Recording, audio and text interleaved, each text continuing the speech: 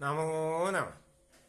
അപ്പം നമ്മൾ കഴിഞ്ഞ ക്ലാസ്സിൽ പറഞ്ഞുകൊണ്ടുവന്നത് ഒരു വ്യക്തി എന്ന് പറയുന്നതിനെ എത്ര പ്രാധാന്യത്തോടു കൂടി മനസ്സിലാക്കണം, അത് മനസ്സിലാക്കാൻ എത്ര പ്രയാസമുള്ള ഒരവസ്ഥയാണ് വ്യക്തി എന്ന് നമ്മൾ എല്ലാവരും എപ്പോഴും ഉപയോഗിക്കുന്നതാണ്.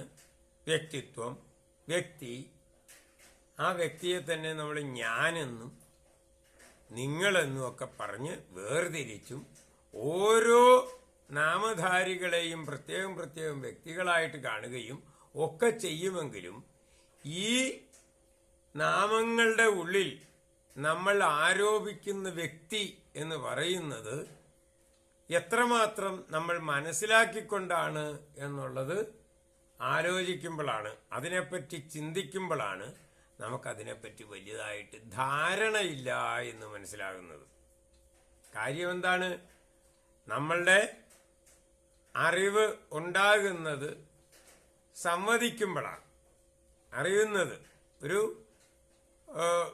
മരം നമ്മൾ കാണുന്നു എന്ന് പറഞ്ഞാൽ മരത്തിൽ നിന്ന് പ്രകാശം വന്ന് നമ്മളുടെ കണ്ണിലൂടെ കടന്ന് റെറ്റിനയിൽ പതിച്ചു കഴിയുമ്പോഴാണ്, അതിൻ്റെ ഒരു ഇമേജ് റെറ്റിനയിൽ പതിച്ചു കഴിയുമ്പോഴാണ് എന്താണ് നമ്മൾ കാണുന്നു എന്ന് പറയുന്നത്. ആ ഇന്ദ്രിയങ്ങൾ അതിനെ സ്വീകരിച്ചു. അത് കഴിഞ്ഞ് അവിടുന്ന് ഈ കണ്ട കാര്യം അറിയുന്നത് ഇതിൽ നിന്ന് ഞരമ്പിലൂടെ ചെന്ന് തലച്ചോറിൽ ചെന്ന് അവിടെ പല വിധത്തിലുള്ള പ്രോസസ്സിങ് നടന്നു കഴിയുമ്പോഴാണ് കണ്ടു ഇന്ദ്രിയങ്ങൾ സ്വീകരിച്ചത് നമ്മൾ അറിയുന്നത്, അല്ലെങ്കിൽ അറിയുന്നില്ല. എന്താ വെച്ചാൽ നമ്മളുടെ ഉള്ളിലേക്ക് കയറി എന്നുള്ളത് കൊണ്ട് അറിയണമെന്നില്ല. തലച്ചോറിൽ എത്തി അതിനെ പ്രോസസ്സ് ചെയ്യുമ്പോൾ മാത്രമേ അറിയുന്നുള്ളൂ. അത് നമുക്ക് വിശ്വസിക്കാൻ കുറച്ച് പ്രയാസമാണെങ്കിലും നമുക്ക് ഒരു ചെറിയ ഉദാഹരണം കൊണ്ട് മനസ്സിലാക്കാം. ഓപ്പറേഷൻ തിയേറ്ററിൽ നമ്മളുടെ ശരീരഭാഗങ്ങൾ എവിടെ വേണമെങ്കിൽ ശരീരഭാഗങ്ങളെ കീറി മുറിച്ച് നമ്മൾ ഓപ്പറേഷൻ നടത്തുമ്പോൾ ഇതൊന്നും ഈ വ്യക്തിക്ക് അറിയാൻ കഴിയുന്നില്ല, വ്യക്തി അറിയുന്നില്ല. പക്ഷേ ശരീരത്തിൽ വളരെയധികം വലിയ മുറിവുകളും പല പരിപാടികളും ഒക്കെ അവിടെ നടക്കുന്നുണ്ട്. അപ്പോൾ വ്യക്തി എന്ന് പറയുന്നത് ഈ ശരീരമാണ് എന്ന് പറഞ്ഞു കൊണ്ട് നടന്നതിൽ യാതൊരു അർത്ഥവുമില്ലെന്ന് മനസ്സിലാക്കുന്ന ഉദാഹരണങ്ങളാണതൊക്കെ. അപ്പോൾ അതുപോലെ നമ്മൾ കാണുന്നതെല്ലാം അനുഭവിക്കുന്നുണ്ട്. അവിടെ രക്തം നമ്മൾ ബ്ലോക്ക് ചെയ്യുന്നുണ്ട്, ശരീരത്തെ കീറിമുറിക്കുന്നുണ്ട്, അതിനെ ചില ഭാഗങ്ങളെ കണ്ടിച്ചു മാറ്റുന്നുണ്ട്. ഇതൊന്നും ഈ വ്യക്തി എന്ന് പറയുന്നത് നമ്മൾ അറിയുന്നില്ല. പക്ഷേ തലച്ചോറിലേക്കുള്ള ആ സംവേദനത്തിനായിട്ടുള്ള ആ അവസ്ഥയെ നമ്മൾ ബ്ലോക്ക് ചെയ്യുമ്പോൾ മാത്രമാണ് ഇങ്ങനെ സംഭവിക്കുന്നത്. പക്ഷെ അത് തിരിച്ചു വന്നു കഴിയുമ്പോൾ ഒരു ചെറിയ മുള്ള് നമ്മളുടെ കാലിലോ കയ്യിലോ ഒക്കെ കൊണ്ടു കഴിഞ്ഞാൽ നമുക്ക് വലിയ വേദന എടുക്കും. ഇതാണ് വ്യത്യാസം. ഒരു ചെറിയ മുള്ളു കൊണ്ടാൽ വേദന എടുക്കുന്നത് അതെവിടെയാണെന്ന് ചോദിച്ചാൽ കാലിലാണ് മുള്ളു കൊണ്ടത്, അല്ലെങ്കിൽ എൻ്റെ മുട്ടിലാണ് കല്ല് വന്ന് കൊണ്ടത്. ഏത് ഭാഗത്താണ് കൃത്യമായിട്ട് പറയുകയും ചെയ്യാം. എന്നാൽ വാസ്തവത്തിൽ ആ വേദന ആ ഭാഗങ്ങളിലൊക്കെയാണ് തോന്നിയെങ്കിലും വേദന തോന്നുന്നത് ആ ഭാഗത്തല്ല എന്ന് മനസ്സിലാക്കുന്നത് എപ്പോഴാണ്?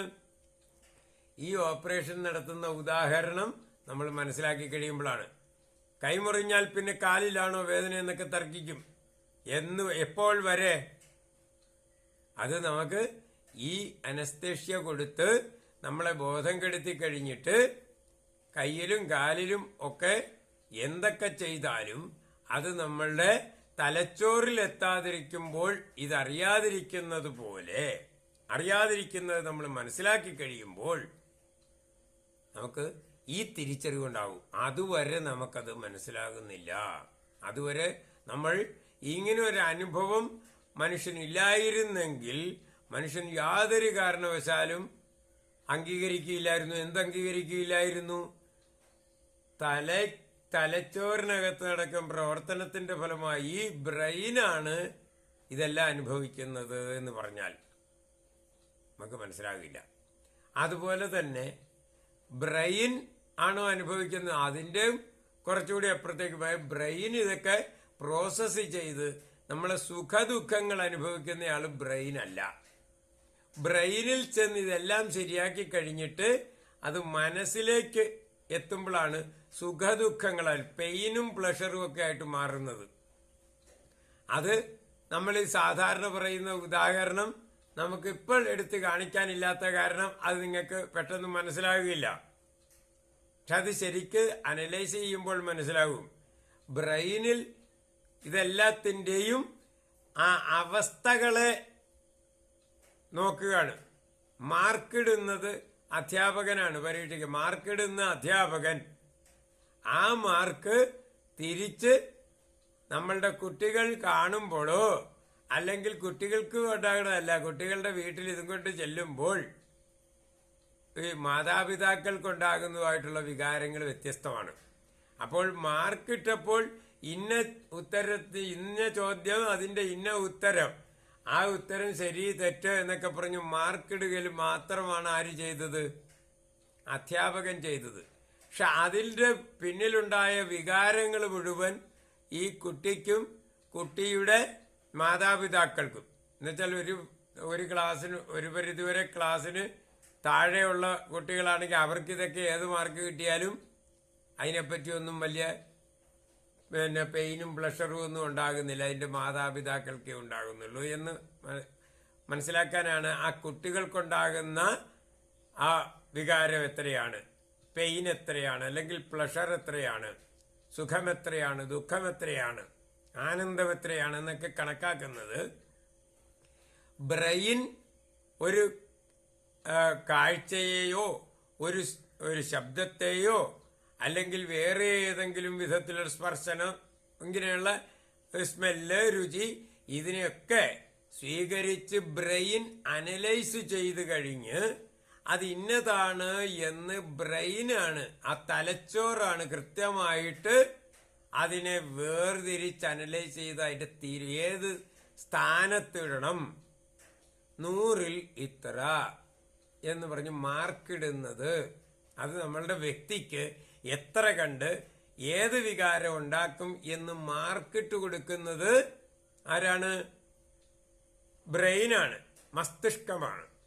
പക്ഷേ അതിൻ്റെ ദുഃഖം, സുഖം, ദുഃഖം ഇത് അനുഭവിക്കുന്നത് ആരാണ്? അത് ഈ ബ്രെയിൻ അല്ല. പക്ഷെ ബ്രെയിൻ മാർക്കിടാതെ ഇത് അനുഭവിക്കാനും പറ്റുകയില്ല. മനസ്സിലാണ്ടോ? ആ മാർക്ക് ഇട്ട് വന്നു കഴിഞ്ഞാൽ കുട്ടിക്കാണെങ്കിലും നമ്മളുടെ കുട്ടിയുടെ രക്ഷകർത്താക്കൾക്കാണെങ്കിലും അത്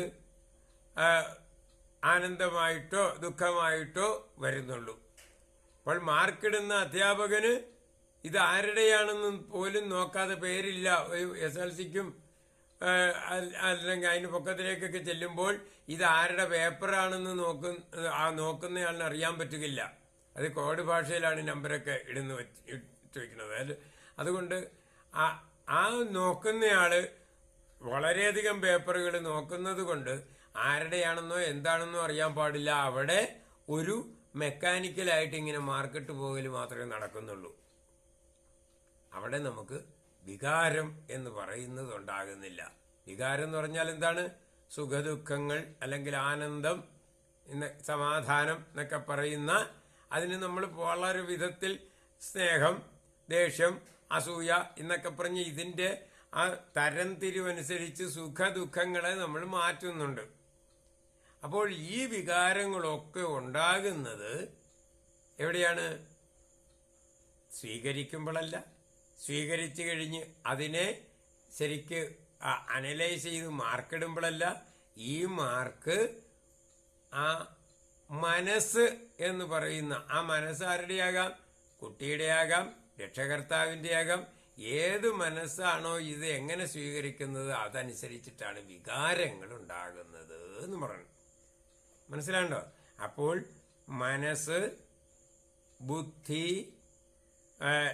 യുക്തി ബുദ്ധിയുടെ ഒരു ടൂളാണ്. മനസ്സ്, ബുദ്ധി, അഹങ്കാരം, ചിത്തം, എന്ന് ഈ 4 എണ്ണങ്ങളുടെ ധർമ്മങ്ങളെ വേർതിരിച്ചറിഞ്ഞ് അത് പ്രവർത്തിക്കണമെങ്കിൽ അത് എത്ര നമ്മൾക്ക് അതിനകത്ത് നമ്മളുടെ ആ പ്രയത്നം വേണ്ടി വരും എന്നറിയിക്കാനാണ് ഈ ഉദാഹരണങ്ങൾ പുറത്തു നിന്ന് നിങ്ങൾക്ക് സാധിച്ചിരുന്നത്. അപ്പോൾ അതുകൊണ്ട് വ്യക്തി എന്ന് നമ്മൾ ഉദ്ദേശിക്കുന്നത് നേരത്തെ പറഞ്ഞ പോലെ മരം കാണുന്നു എന്ന് പറയുന്നത് അവിടുന്ന് പ്രകാശം റിഫ്ലക്റ്റ് ചെയ്ത് വന്ന് നമ്മളുടെ ഉള്ളിലൂടെ റെറ്റിനയിൽ പതിക്കണം. പിന്നെയുള്ള ഉള്ളിൽ നടക്കുന്ന വളരെ പ്രോസസ്സിംഗ് ഉണ്ട്. അത് അവിടുന്ന് ഞരമ്പിലൂടെ കടന്ന് ബ്രെയിനിലെത്തണം, ബ്രെയിനിൽ നിന്ന് തിരിച്ച് മനസ്സിലെത്തണം. മനസ്സിലാണ്ടോ? മനസ്സ് ചിത്തത്തിലുള്ള പഴയ എക്സ്പീരിയൻസുമായിട്ട് താരതമ്യപ്പെടുത്തി നോക്കണം. അല്ലാണ്ട് 50 മാർക്ക് കിട്ടി 100-ൽ എന്ന് പറഞ്ഞാൽ സന്തോഷമാണോ ദുഃഖമാണോ മനസ്സിനുണ്ടാകുന്നത് എന്ന് പറയാൻ പറ്റുകയില്ല. എന്താ കാര്യം? ചിത്തം ഒരു സ്റ്റോറേജാണ്. ആ ചിത്തത്തിൽ സ്റ്റോർ ചെയ്തിരിക്കുന്ന കാര്യവുമായിട്ട് തട്ടിച്ചു നോക്കണം. കഴിഞ്ഞ പരീക്ഷയ്ക്ക് 75 കിട്ടിയവനാണ് ഇത്തവണ 50 കിട്ടിയെങ്കിൽ അത് ദുഃഖമാണ് ഉണ്ടാക്കുക ഇവിടെ മനസ്സിൽ. എന്നാൽ ഇതേ 50 മാർക്ക് തന്നെ കഴിഞ്ഞ പരീക്ഷയ്ക്ക് 25 മാർക്കേ കിട്ടിയുള്ളൂ, ഇപ്പോൾ 50 മാർക്ക് കിട്ടിയെന്ന് പറഞ്ഞു കഴിഞ്ഞാൽ അത് ആനന്ദമാക്കി മാറ്റും. അപ്പോൾ അതുകൊണ്ട് ഈ അനലൈസ് ചെയ്ത് ഏതാണ് നമുക്ക് കിട്ടിയ ഫിഗർ എന്ന് പറഞ്ഞുകൊണ്ട് കാര്യമില്ല. അതിനെ ചിത്തവുമായിട്ട് പ്രവർത്തിപ്പിച്ച് അതിൻ്റെ രണ്ടിൻ്റെയും കൂടെ റിസൾട്ട്. അപ്പോൾ എല്ലായിടത്തും വളരെ പ്രവർത്തനങ്ങളും പ്രവർത്തനങ്ങളും ഒക്കെ നിരന്തരം നടന്നാൽ മാത്രമേ ഒരേ ഒരു കാര്യം ഒരേ വ്യക്തിയിൽ തന്നെ പല വിധത്തിൽ വരുന്നുള്ളൂ. അപ്പോഴാണ് ഒരു വ്യക്തിയുടെ കാര്യമല്ല, പല വ്യക്തികളെ നമ്മൾ കാണുമ്പോൾ ഒരാളിലേക്കുണ്ടാകുന്ന ആ അനുഭവം എന്തായിരിക്കും, വികാരം എന്തായിരിക്കും എന്ന് പറയാൻ പറ്റില്ല. അപ്പോൾ വ്യക്തിക്ക് നമ്മളുടെ ആ അനുഭവങ്ങളെ എങ്ങനെയാണ് നമ്മളുടെ പഞ്ചേന്ദ്രിയങ്ങളിലൂടെ റിസീവ് ചെയ്യണം. മനസ്സിലാണ്ടോ? റിസീവ് ചെയ്ത് കഴിഞ്ഞ് ഈ അകത്ത് ഓരോ പ്രോസസ്സിങ്ങും വ്യത്യസ്തമായിട്ട് പൂർവാർജിത ജ്ഞാനം, അതിനെ നമ്മൾ സംസ്കാരമായിട്ട് പോയി, അതാണ് ചിത്തം എന്ന് പറയുന്ന സംസ്കാരത്തിലേക്ക് പോയിട്ട് ആ സംസ്കാരം അതിനെ എപ്രകാരം ചിന്തിക്കാൻ പ്രേരിപ്പിക്കുന്നു എന്നനുസരിച്ച് ഇരുന്നിട്ടാണ് നമ്മളുടെ മനസ്സിന് അതിൻ്റെ വികാരം ഉണ്ടാകുന്നത്.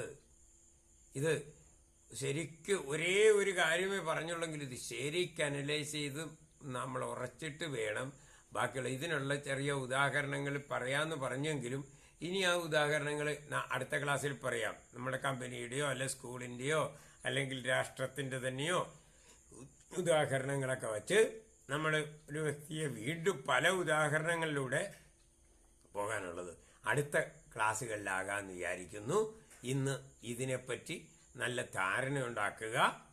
നമ്മൾ ശരിക്കും എത്ര കണ്ട് മനനം ചെയ്യുന്നുവോ അത്ര കണ്ട് നമുക്ക് ഓരോ കാര്യങ്ങളും ബോധ്യപ്പെട്ടു വരും. ബുദ്ധിയിലായാൽ കാര്യമില്ല. ആ ബുദ്ധി എങ്ങോട്ട് അയച്ചു കൊടുക്കും? മനസ്സിലേക്ക് അയച്ചു കൊടുക്കും. ആ മനസ്സിലേക്ക് അയച്ചു കൊടുക്കുന്നത് അത് ചിത്തത്തിൽ നമ്മൾ നേരത്തെ സ്വീകരിച്ചു വച്ചിരിക്കുന്നതുമൊക്കെ ആയിട്ട് ചേർന്ന് എത്ര കണ്ടു പോകും. അപ്പോൾ മാർക്ക് 50 എന്നുള്ള മാർക്ക് ആനന്ദമാണോ ദുഃഖമാണോ തരുന്നതെന്ന് പറഞ്ഞ പോലെ ജീവിതത്തിലെ ഓരോ അനുഭവങ്ങൾക്കും ഉള്ള കാര്യങ്ങൾ എങ്ങനെയൊക്കെയാണ് അത് മനസ്സിലാക്കുക. നമ്മൾ അതിനു വേണ്ടിയിട്ട് ഇതിൻ്റെ പ്രവർത്തനം മനോബുദ്ധി അഹങ്കാര ചിത്തങ്ങളുടെ പ്രവർത്തനങ്ങളെല്ലാം എങ്ങനെയാണെന്ന് മനസ്സിലാക്കാൻ വേണ്ടിയിട്ട് നമുക്ക് അടുത്ത ക്ലാസ്സിൽ നമുക്കിതിൻ്റെ കുറച്ച് ഉദാഹരണങ്ങൾ പറയാമെന്ന് വിചാരിക്കുന്നു. ഇന്ന് ഇത്രയും മതി. നന്ദി, നമസ്കാരം. ഓം നമഃ ശിവായ. നമഃ ശിവായ.